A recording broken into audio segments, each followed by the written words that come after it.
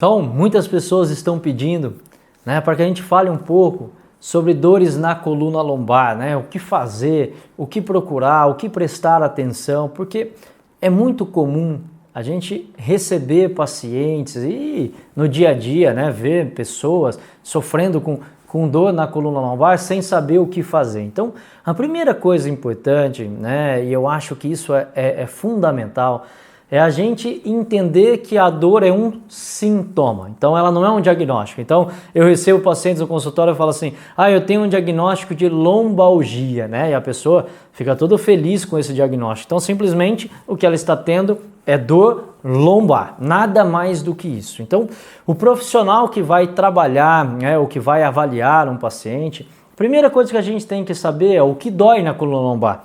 Nós podemos ter dor muscular, nós podemos ter dor ligamentar, nós podemos ter dor de característica de impacto ósseo, nós podemos ter dores que são de origem visceral ou de um órgão que se manifestam na coluna lombar. Um exemplo disso, muitas vezes a mulher durante um período menstrual ela tem dores na coluna lombar, pacientes com cólica renal têm dores na coluna lombar. Então às vezes as pessoas elas acham que elas só podem ter dor na coluna lombar se elas estiverem com um padrão ativo do outro sintoma. Um exemplo, eu só posso ter dor menstrual se eu estiver menstruada. E isso não é uma verdade.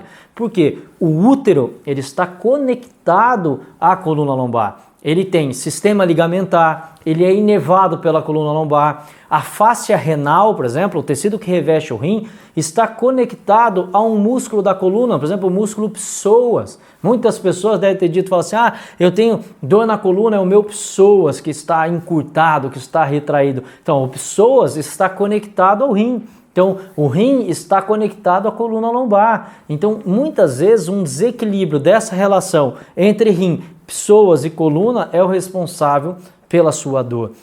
Então, veja, isso seria uma dor, uma relação víscero-somática, é a parte visceral dando repercussões na coluna lombar.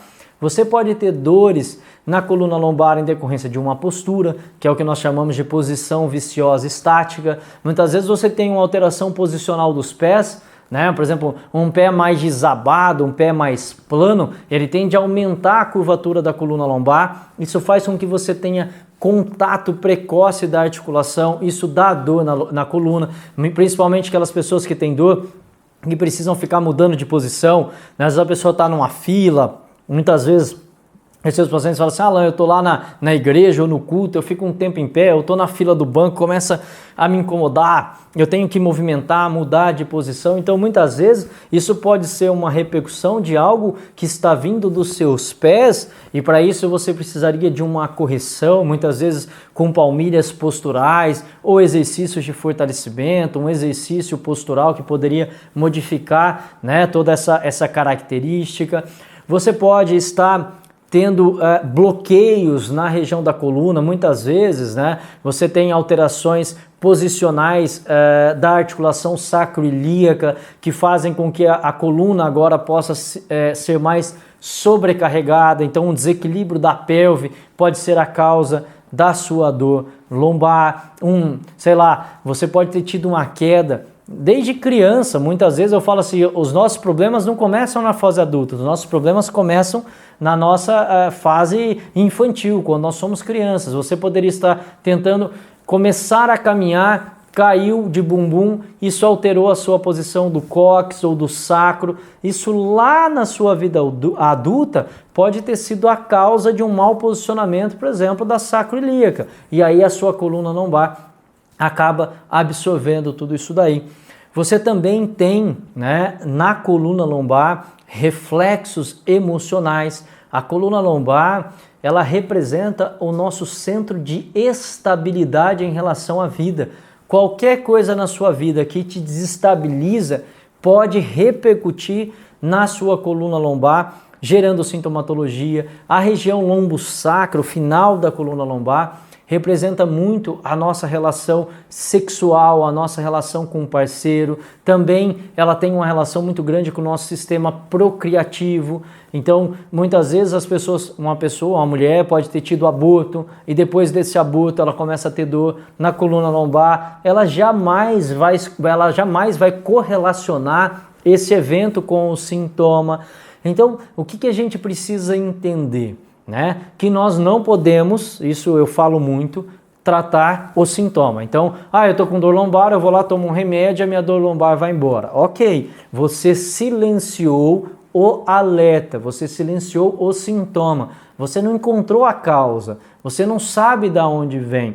Então, é muito importante, quando você estiver diante de um paciente que tem dor lombar, ou se você tem dor lombar, que você procure um profissional que consiga ter um olhar um pouco mais integrativo, um olhar um pouco mais global em relação ao seu sintoma. E dessa forma, ele vai poder determinar, né, a partir de uma análise, a partir de testes, o que está acontecendo. E aí sim, esse profissional com as ferramentas que ele tem, né, diante da competência profissional que ele tem, ele vai fazer os ajustes. Mas eu não posso, por exemplo, dar um remédio para um paciente que está tendo um desequilíbrio de pisada. Esse paciente precisa de uma boa reorganização do sistema tônico-postural.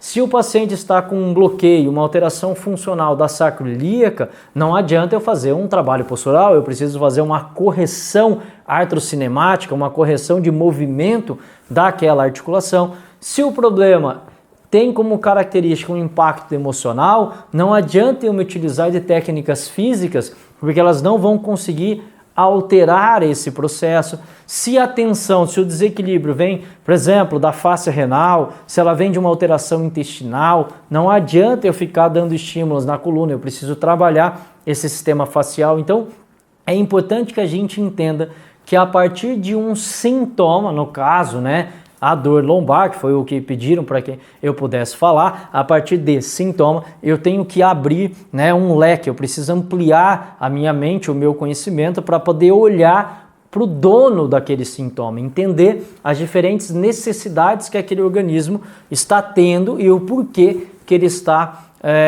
manifestando esse sintoma. Então o sintoma ele é o guia para que você possa se conectar e descobrir a real origem daquela patologia. Então, fique atento e se você, né, gostou desse vídeo e acha que pode ajudar pessoas a ter uma compreensão e principalmente buscar ajuda de profissionais que podem auxiliar, né, o paciente diante desse sintoma, não deixe de compartilhar e se inscreva aí no nosso canal para que você possa receber cada vez mais informações.